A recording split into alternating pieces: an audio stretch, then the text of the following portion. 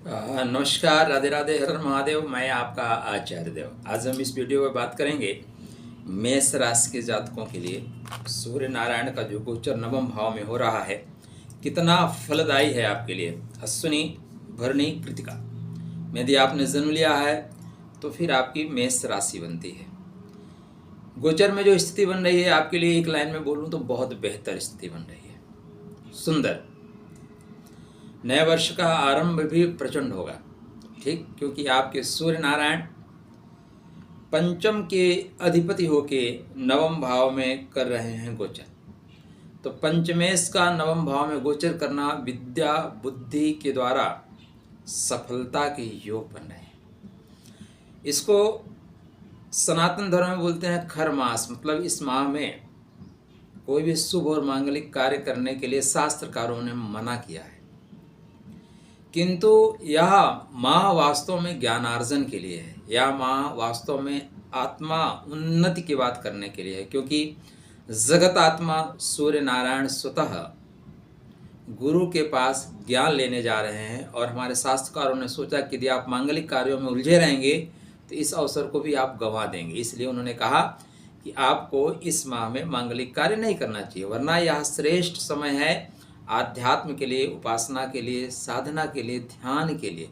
ठीक है, तो यहाँ पे जो सूर्य नारायण की उपस्थिति है वो धर्म का काम करवाएगी आपसे। धर्मो रक्षति रक्षिता, धर्म की रक्षा आप करिए, धर्म आपकी रक्षा करेगा।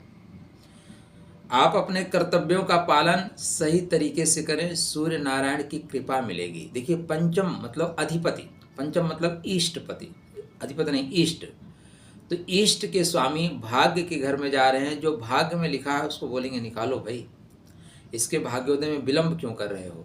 लेकिन आपको बुद्धि और विवेक के साथ काम करना है। जो पंचम का मतलब होता है ज्ञान के साथ आगे बढ़ना।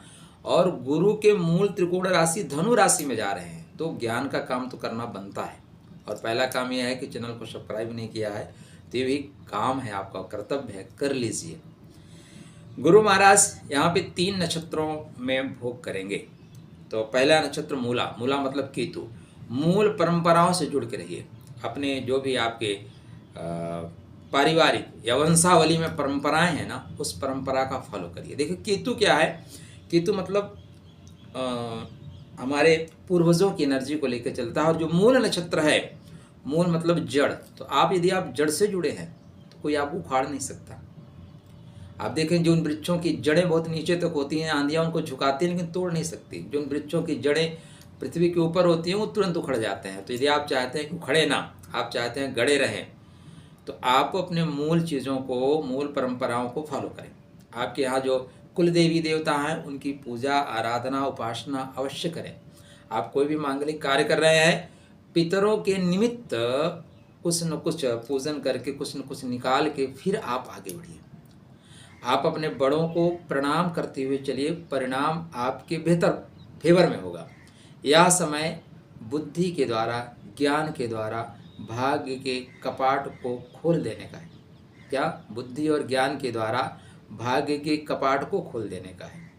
तो आपके लगन में केतु हैं, आपके पंचम में केतु हैं, आपके नवम में केतु हैं। सूर्य नारायण केतु के नक्षत्र में गोचर कर रहे हैं, तो कोई संदेह नहीं कि यह समय आपके भाग्योन्नति का ना हो।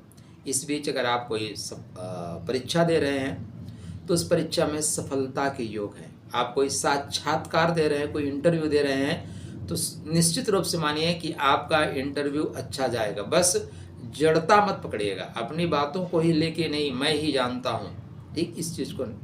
इसके बाद शुक्र के नक्षत्र में चलेंगे। शुक्र आपके व्यापार के स्वामी है, शुक्र आपके धन के स्वामी है।